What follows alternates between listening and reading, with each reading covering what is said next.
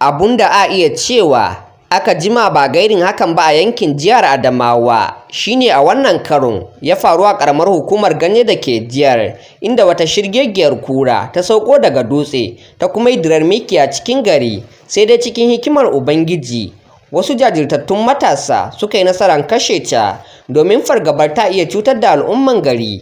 Wani matashi mai suna Kamgari Joret shine matashi na farko da ya bibiyi kuran bayan saukowarta daga dutse zuwa ƙauyen da yake zama.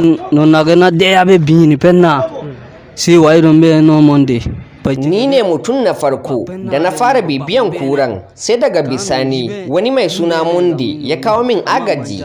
Nan ne muka ci gaba da bin dabbar, muna gudu muna binta har ta yi sosan tasa.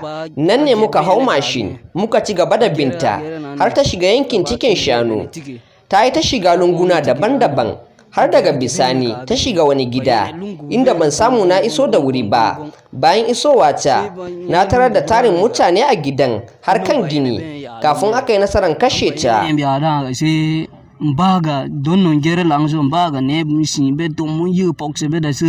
Da na jefa wa matashin tambaya kan rashin tsoro da kuma jajircewa da ya nuna wurin bibiyan kuran shi kadai kafin a kawo masa ɗauki, ya shaida min cewa hakan baya rasa nasaba da kasancewar mahaifinsa tsohon mafarauci, inda shi ma ya taso da rashin tsoro a matsayin gado a gare shi.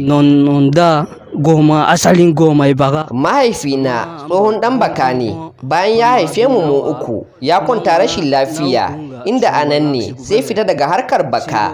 Na taso ne da dakakkiyar zuciya kuma bana tsoro ko rashin lafiya na yi, da ƙarfin jikina nake tashi tunda nake ko allura ban taɓa yi ba har zuwa yanzu.